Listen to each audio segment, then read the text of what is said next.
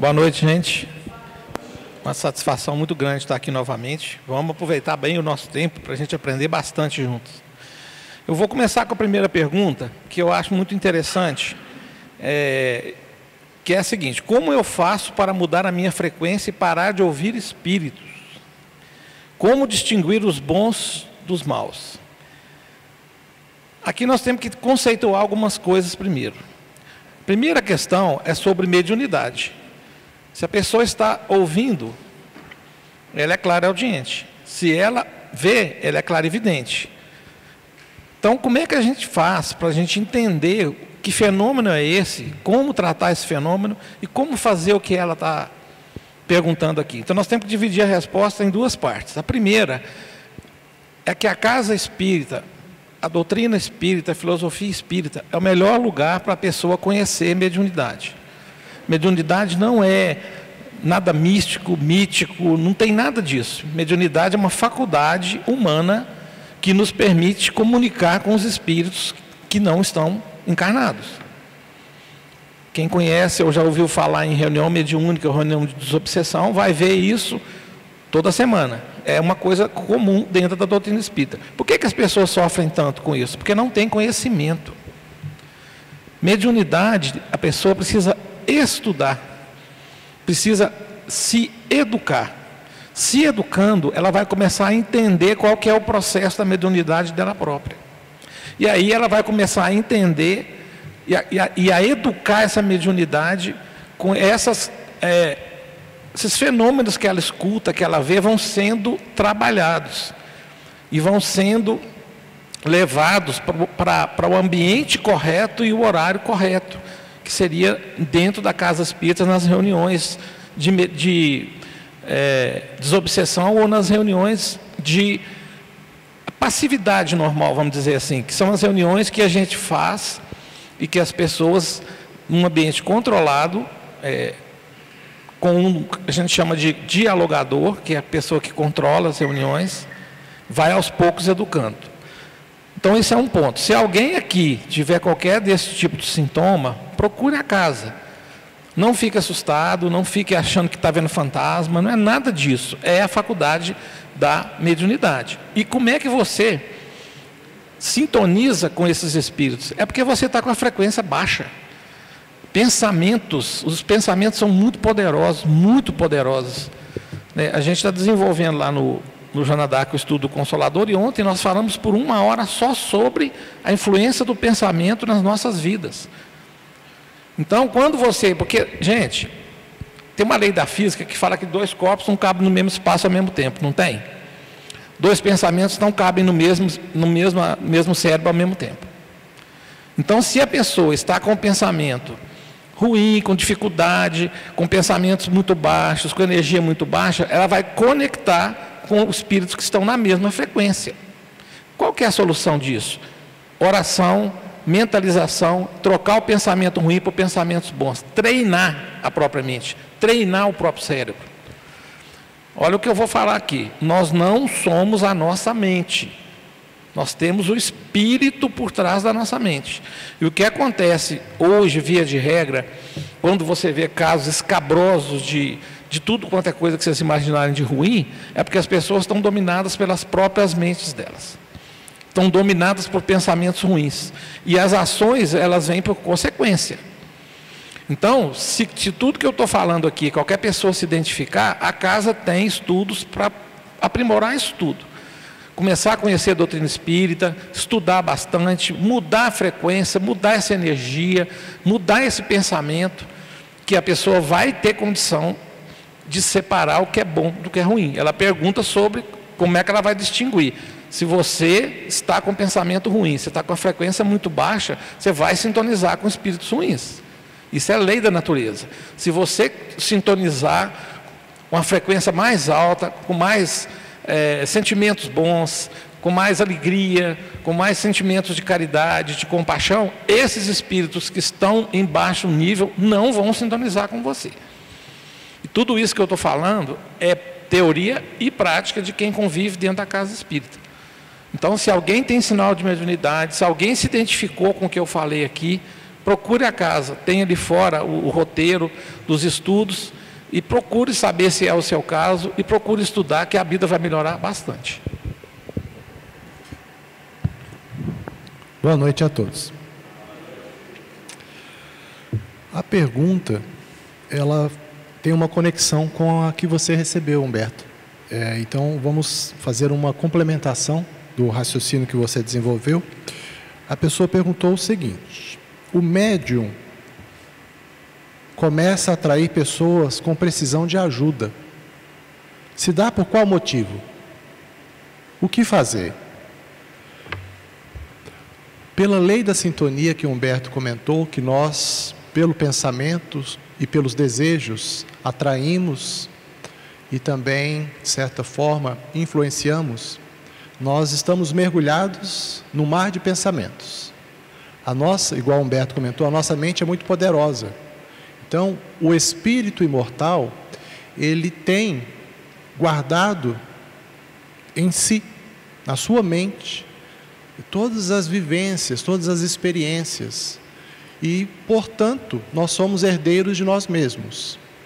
Nós, então, dentro da lei de progresso preconizada por nosso insigne codificador da doutrina, Allan Kardec, que fala da necessidade de nascermos, vivermos, né, morrermos, renascermos de novo e continuarmos esse ciclo do progresso intelectual e a evolução espiritual, que se dá também quando nós nos esforçamos no campo dos sentimentos e, portanto, conseguimos a evolução pelo lado moral. Toda vez que nós, então, trabalhamos na seara do Cristo, nos esforçando por sermos benevolentes, caridosos, indulgentes, de perdoarmos os defeitos dos outros, porque nós mesmos somos cheios de defeitos e precisamos da misericórdia de Deus. Então, toda vez que a gente se esforça nesse caminho, que é o caminho do bem, nós vamos, naturalmente, nos relacionando com pessoas que começam a se aproximar por ver o exemplo do bom cristão, que se esforça por trabalhar pelo Cristo e por si mesmo. De fato, é isso que nós fazemos. Nós todos estamos aqui trabalhando por nós, pelo nosso progresso, pela nossa evolução e também pelo Cristo. E quando ela faz a pergunta aqui, se o médium atrai pessoas com precisão, por óbvio que nós todos, pelo pensamento, nos atraímos uns aos outros.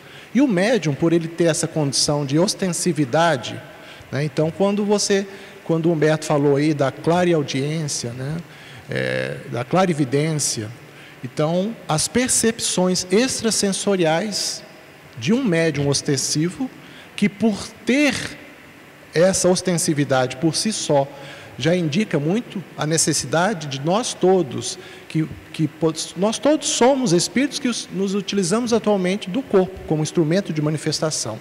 Então nós todos temos mediunidade, mas alguns de nós vêm com a mediunidade numa condição de ostensividade para que a gente possa trabalhar também, né, despertar para as questões espirituais e trabalhar por elas também.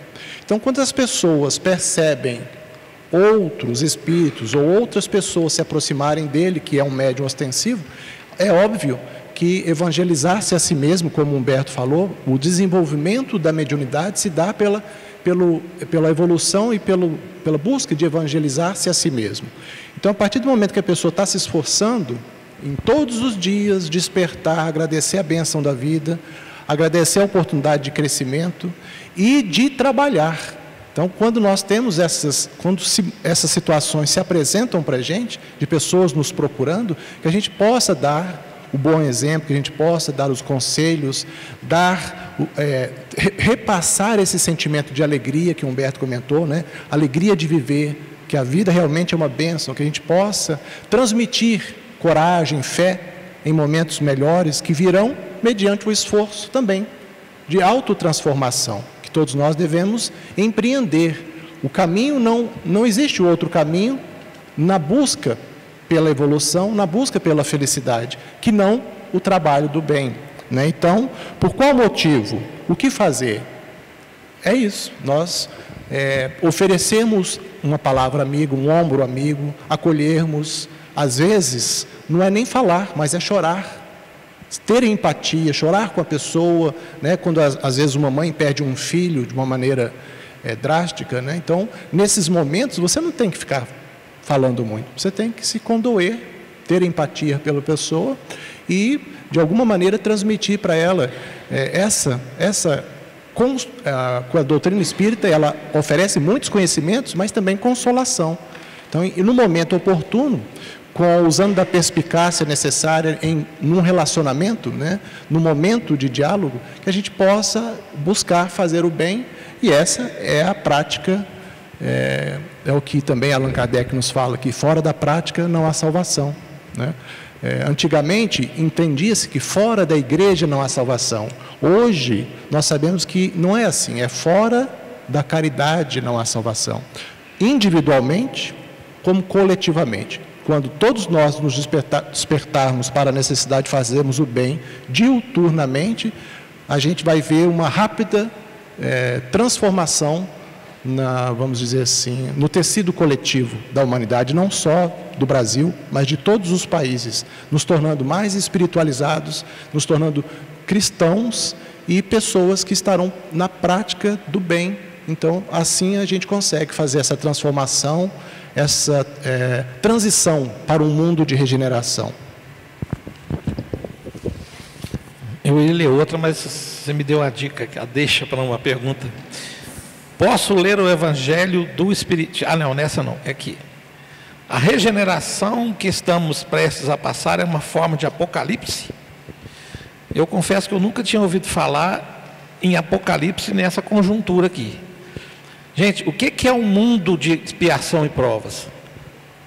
É esse mundo que nós estamos hoje. Provas são aquelas vivências cotidianas das quais nós temos que participar para a nossa evolução. Expiação são reparações de erros do passado. E o mundo de regeneração não vai ter expiações e provas, e, portanto, não tem nada de apocalíptico. É o contrário. O que vai acontecer é que os espíritos que vão ser levados para o mundo de regeneração têm que estar preparados, muito no sentido do que ele acabou de falar. O sentido do bem, da caridade. O nosso mundo, o mundo hoje atual, está muito aquém disso, do que se considera um percentual da população que estaria pronto para o mundo de regeneração. Aqui cabe lembrar uma coisa muito interessante. A doutrina espírita foi codificada por Allan Kardec no século XIX, começando com o Livro dos Espíritos em 1857.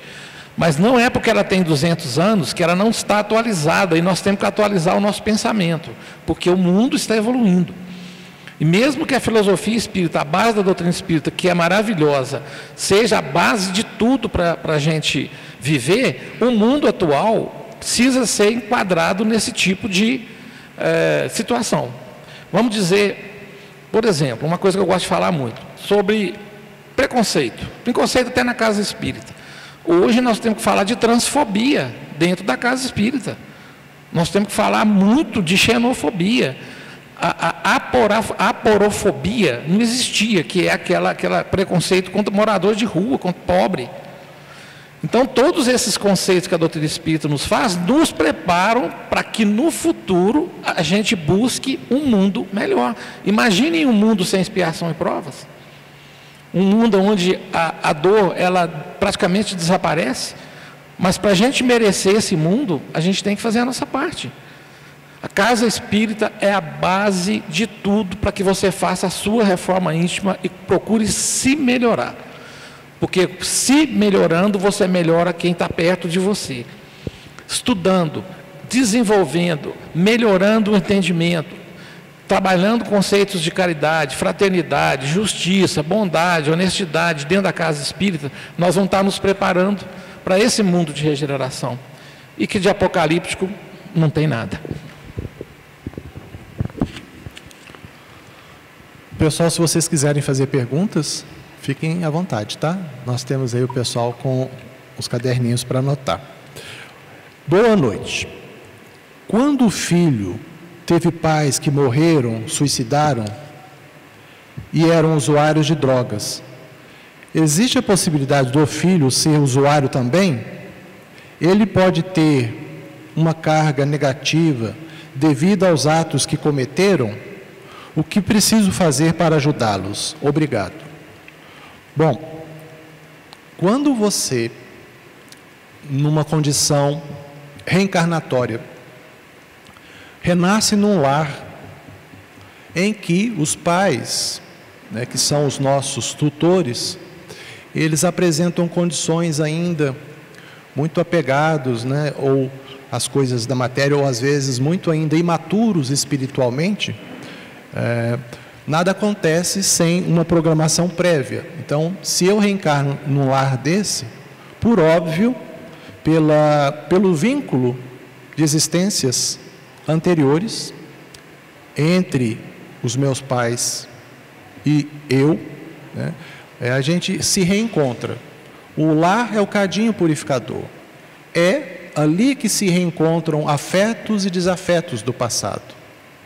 Mas eu, ainda também numa condição de inferioridade, renasço naquele lar e, sabidamente, com os pais propensos, pela própria imaturidade deles, a drogadição, alcoolismo e outras situações.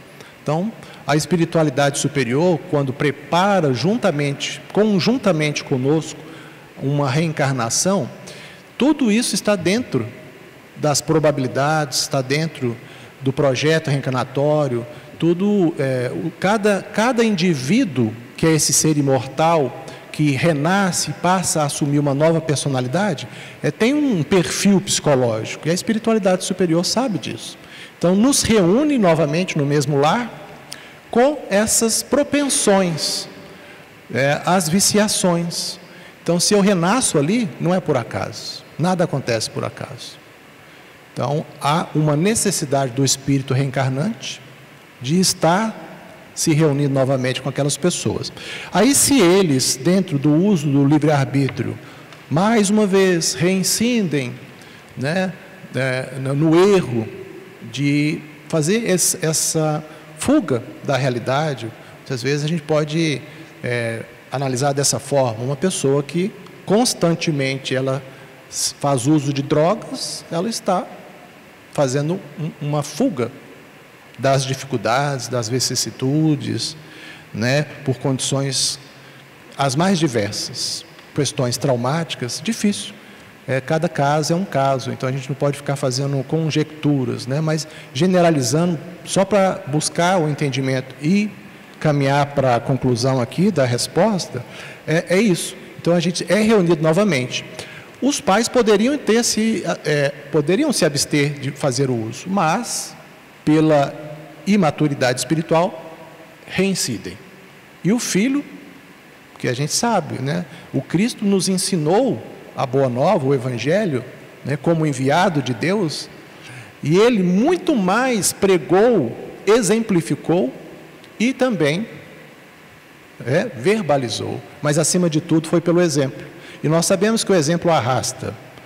Se nós então temos pais nessa condição, provavelmente os filhos vão ter de alguma maneira algum impacto psicológico, né, por influenciação. Agora, não necessariamente vão fazer uso, né? Então aqui fala que os pais se suicidaram. Então, uma das piores, podemos dizer, talvez a pior maneira da gente transgredir as leis de Deus é cometer o suicídio. Uma das mais graves transgressões, porque é um ato ali também de fuga, às vezes de falta de fé em dias melhores, de coragem para passar pelas dificuldades e outras questões mais. Então, o filho vê uma condição de pais drogaditos, pais que se suicidam, e aqui pergunto: como que eu posso usar? Será que o filho vai se tornar um usuário também? Difícil saber, né? Porque nós temos nos lares, reencarnando, espíritos bem mais avançados espiritualmente do que os próprios pais. Às vezes os filhos ensinam para a gente vê isso muito, mais evoluídos intelectualmente, moralmente. Então pode ser que um filho que renasça ali, numa condição de missão, para tentar então ajudar aqueles dois espíritos que outrora tiveram convivência com ele, mas pelo livre-arbítrio eles cometem um suicídio. É a condição que a pessoa colocou aqui. Mas não necessariamente o filho vai passar por isso. E a forma que a gente tem para ajudar, que que é a que a pessoa fala aqui, né? O que eu preciso fazer para ajudá-los? Ajudar aqueles que já foram pelo suicídio é continuar orando muito por eles, né? Porque certamente a primeira decepção de quem comete o suicídio é descobrir que não tem como acabar com a própria vida. Acaba-se com o corpo, né? O corpo vai, pela lei de Lavoisier, ser reutilizado na natureza. Mas o espírito que comete esse ato, então, ele fica muito desequilibrado ao despertar no plano espiritual, descobrindo que não tem como acabar com a própria vida. Então, por eles, nós temos que fazer muitas orações, pedir à espiritualidade amiga que, com o passar dos anos, na pauta do merecimento, porque nós temos as questões que agravam os nossos atos e as questões que podem, de alguma maneira, né, os méritos e deméritos. Então, vai muito pela intenção deles. A gente faz as orações. E pelo filho é continuar dando os bons exemplos, acolher, né, a família reunir ali e na medida do possível e além das nossas possibilidades, se possível, que a gente possa ajudá-lo para ele não incorrer nos mesmos erros dos pais.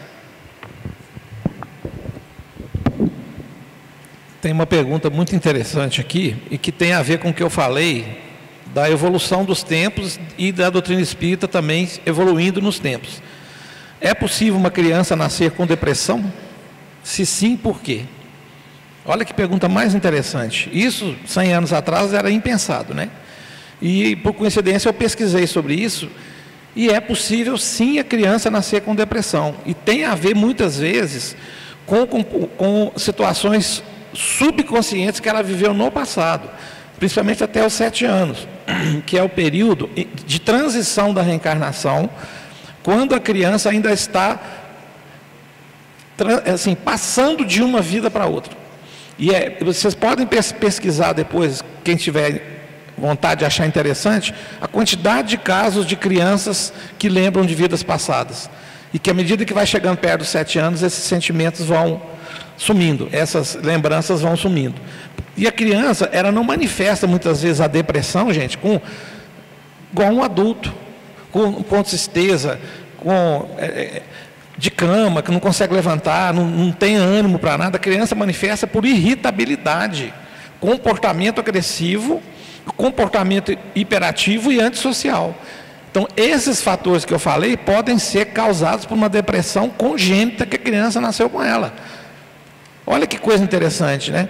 E aí, o que pode acontecer com ela nesse período também pode ser por causa dessa influência de que ela está nessa transição e provas e expiações novamente. Pode começar de cedo. O que eu acho mais complicado é, muitas vezes, os pais não terem condição de ajudar os filhos nesse sentido. Por que eu falo? Porque parece não ter relação, mas tem muita relação. Quando você vai no hospital psiquiátrico, onde tem muita gente afetado psiquiatricamente com doenças graves, doenças neurodegenerativas, Alzheimer, algum tipo de demência lobofrontal, esquizofrenia, vocês sabiam que tem muito médium dentro desses hospitais? Por que eu estou falando da criança e estou falando dos hospitais? Porque os dois, muitas vezes, não têm o acolhimento na casa espírita, que é o lugar de você detectar o que está acontecendo. A Nete Guimarães, que é uma das maiores palestrantes espíritas do país, que eu gosto muito, científica, um fenômeno, ela fala muito: se o remédio psiquiátrico não faz efeito, o problema é espiritual. Aí vocês já perceberam porque muitas vezes as pessoas tomam medicamento e não adianta e tem que aumentar a dose até a pessoa ser literalmente dopada? Sair de um remédio simples, como uma mirtazapina, e parar num propofol, que é um anestésico? Então, a criança, quando ela tem esse tipo de sintoma, pode não ser físico, pode ser um sintoma de depressão. Ah, mas a criança nasceu agora. Gente, a criança nasceu agora nessa vida. A doutrina espírita é tão maravilhosa na sua essência, que ela nos ensina o seguinte: nós não podemos pensar situações numa única existência. A gente pode ter vindo e voltado e trazer conosco coisas do passado que precisam ser corrigidas. E essa correção, e aí eu vou falar, não tem pecado e não tem castigo. A gente tem erro e tem reparação. A perfeição da justiça divina, ela traz para a gente a bênção do entendimento, de que eu errei eu vou reparar. E essa reparação pode ser nessa, pode ser na próxima, pode ser essa e na próxima, pode ser na próxima da próxima. É assim que funciona. Então, voltando aqui à pergunta, criança sim pode nascer com depressão.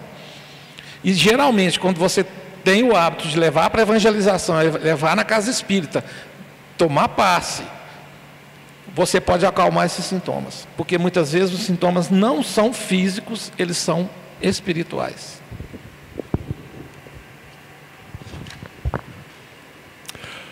Antes de ser entregue aos soldados romanos, Jesus agonizou, sofreu com aquele momento de ser crucificado? Ou estes relatos não são reais? Como fica a resignação de Jesus nesse momento em que foi crucificado? Bom, para entender essa, vamos dizer assim, essa questão do sofrimento, nós precisamos entender também a questão da evolução espiritual, tanto nossa quanto de Jesus. Jesus é o nosso irmão maior, é um espírito puro, co-criador em plano maior. Nós somos espíritos ainda imperfeitos.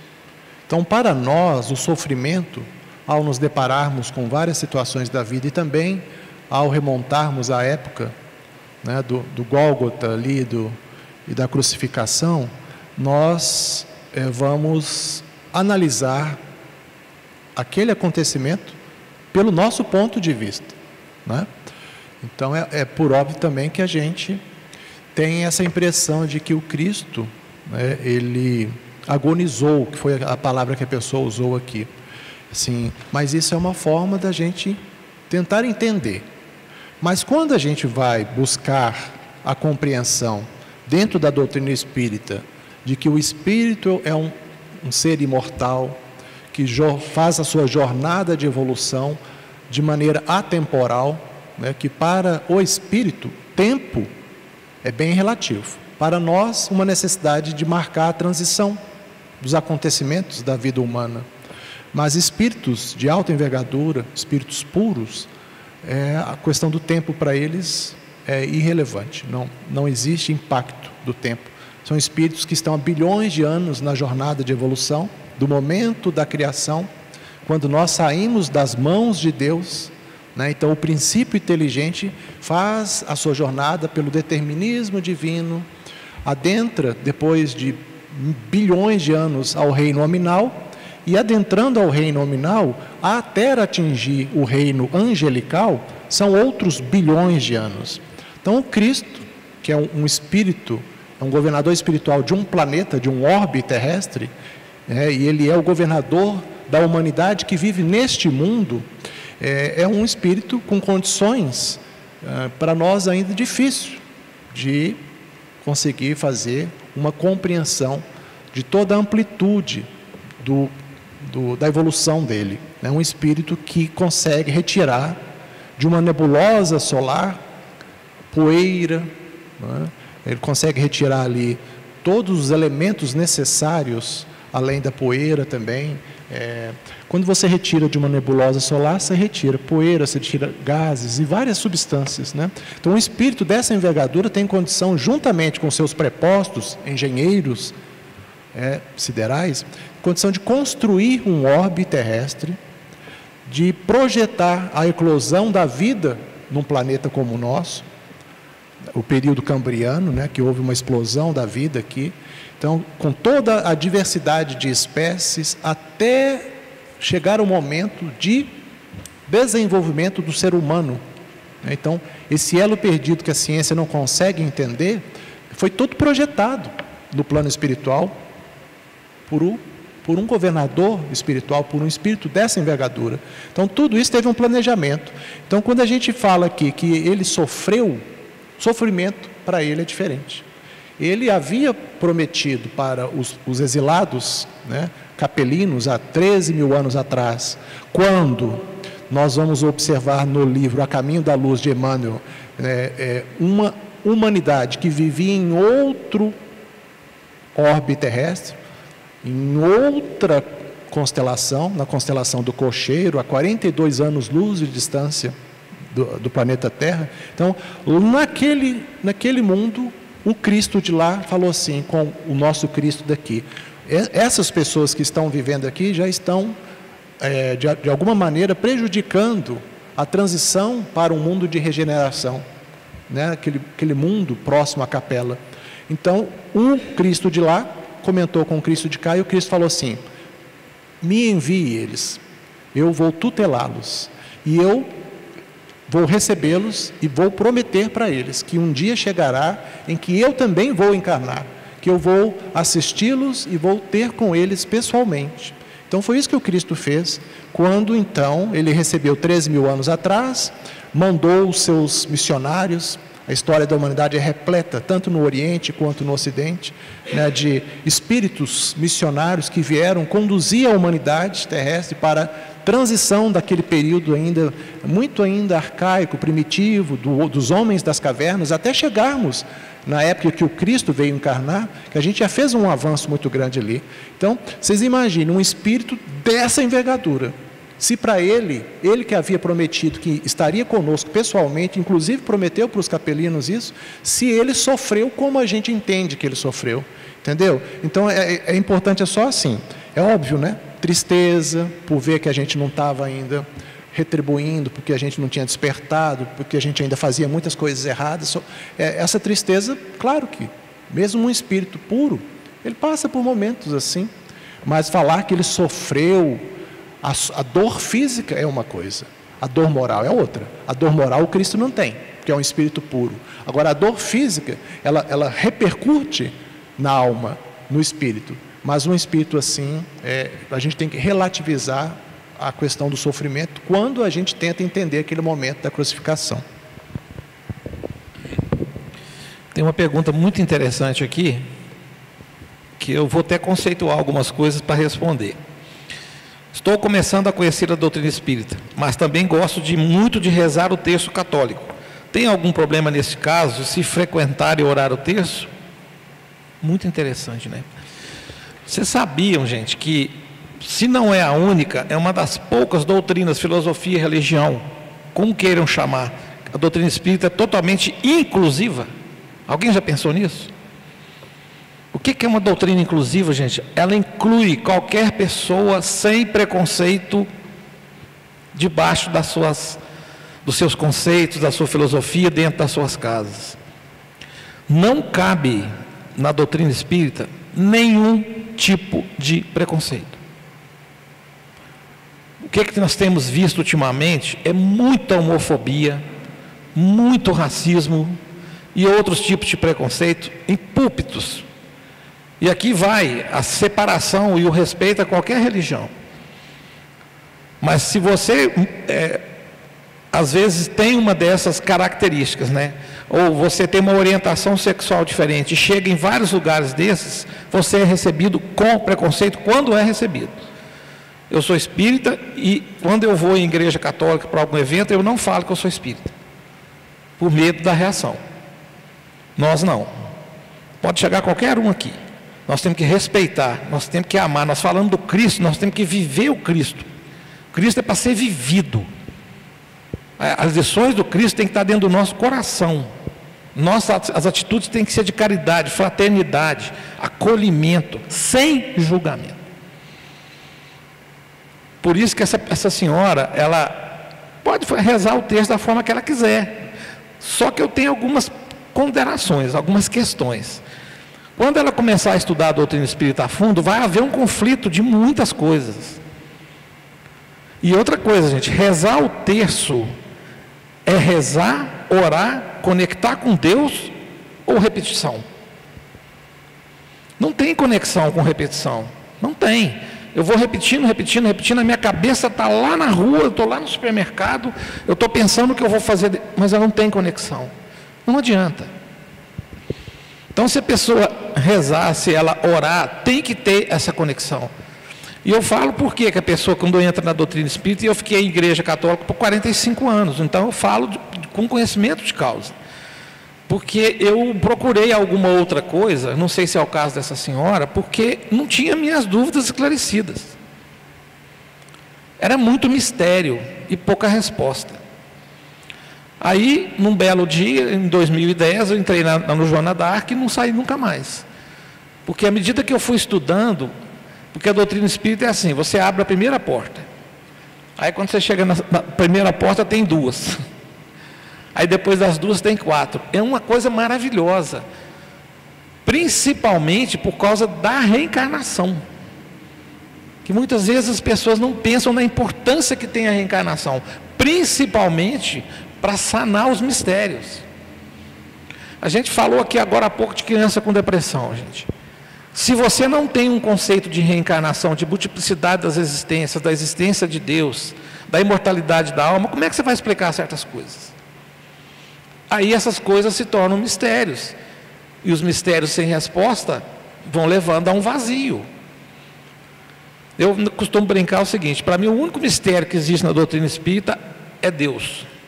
Porque a minha inteligência é muito curta para entender um ser que não tem começo, não tem fim, cujo conceito dentro da doutrina espírita é a coisa mais linda desse mundo, né? Inteligência suprema, causa primária de todas as coisas. Isso para mim é de arrepiar quando eu falo de Deus na visão espírita. Então, para fechar a resposta dela, ela pode estudar, ela pode rezar da forma que ela quiser. O que vai acontecer é que se começar a enfronhar na doutrina espírita, começar a estudar, ela vai começar a perceber outras coisas. Ela vai perceber essa conexão que a oração tem, a força que essa oração tem. E eu queria até emendar uma outra coisa, que, já que eu cheguei nesse ponto, se você não importar, que é sobre finados. Olha que interessante isso. A pessoa perguntou, e eu estou falando de conexão, eu estou falando de oração, eu estou falando de mentalização. Ela perguntou sobre o dia de finados, o que a doutrina espírita fala sobre o dia de finados. Tem um vídeo do Richard Simonetti, que é um escritor espírita, eu gosto demais dele, ele é muito inteligente. E o vídeo dele se chama Por que não devemos ir a cemitérios? Porque nós não devemos comemorar entre aspas, né, o dia de finados. Porque ali, gente, quando a gente passa para o lado de lá, o que vai nos trazer consolo, o que vai nos trazer alívio, é oração, é coisa boa. O desespero, o choro, a lembrança repetida, não traz coisa boa para o espírito que foi para o lado de lá. É exatamente isso que ele fala no vídeo dele. Que são às vezes rituais, que é outra coisa maravilhosa que a doutrina espírita não tem, que foi uma das coisas que mais me atraiu aqui, é não ter rituais e não ter templos e não ter hierarquia, que você consegue conceituar as coisas e viver essas coisas no seu dia a dia com a maior lucidez, não é? Eu costumo dizer assim, a doutrina espírita, a primeira coisa que ela fez foi matar a morte. Então, se todo mundo aqui tem medo da morte, nós temos que caminhar para não ter medo mais, porque a doutrina espírita matou a morte. Esse conceito já é o maior alívio que a gente pode ter nessa existência. A certeza de que não morremos. O que morre é esse corpo. Ele acabou de falar do corpo de um ser divino, de alta estirpe, e que o corpo morreu, mas o espírito não. Então, quando a gente for pensar nos nossos entes queridos, não pensem com dor, tentem pensar com alegria do tempo que ele passou aqui, do tempo que essa pessoa esteve aqui. Essa oração que essa senhora fala aqui, se ela for feita dentro dessas condições de conexão com Deus, sincera, concentrada, ela vai chegar em quem tiver que chegar. É isso.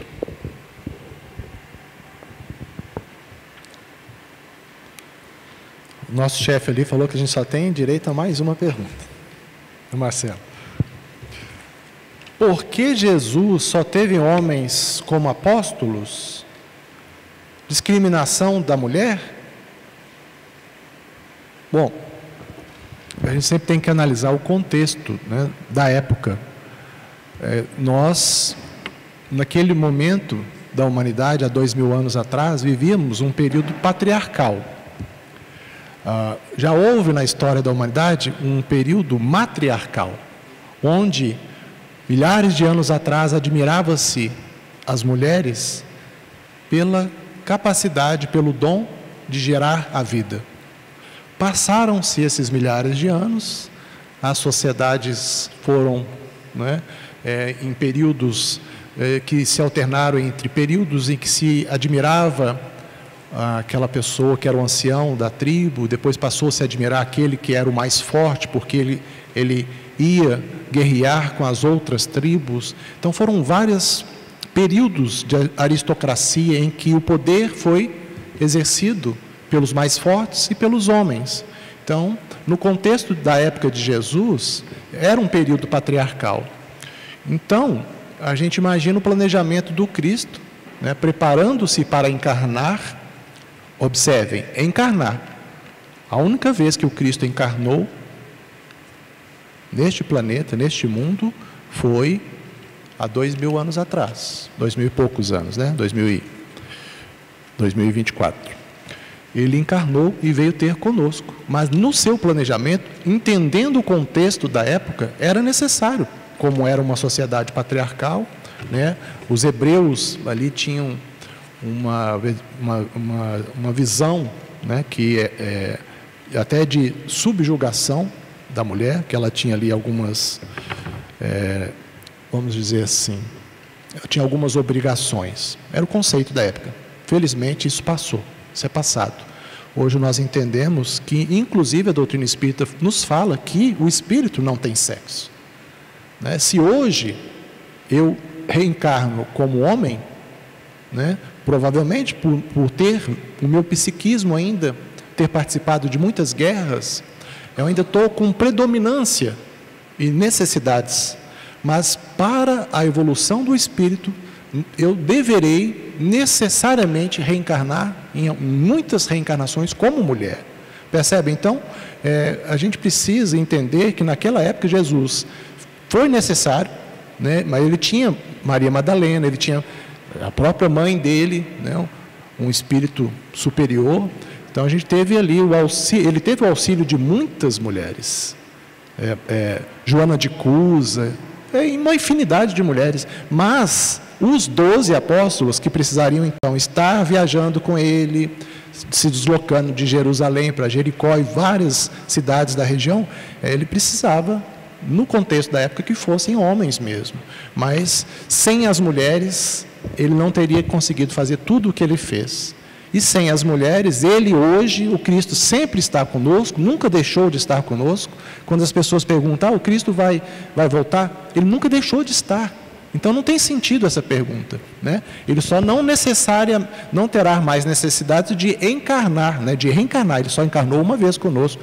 Então ele nunca deixou de estar conosco. E no planejamento divino do Mestre para a evolução dos espíritos que fazem essa jornada no planeta Terra, neste mundo que habita, que agrega, que acolhe duas humanidades, a humanidade daqueles de nós que estamos reencarnados e a humanidade que está desencarnada.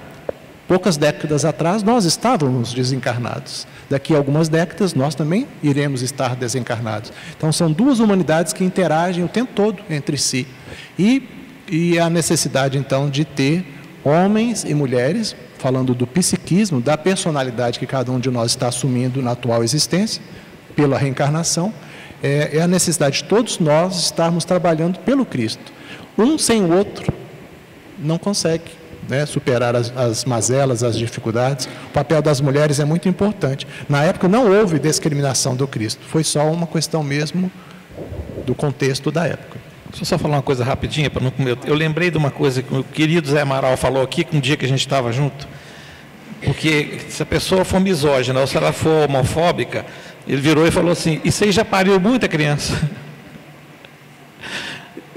Pessoa que está nessa situação já passou muitas existências parindo como uma mulher. E hoje ele é misógino, hoje ele é homofóbico e não aprendeu a lição.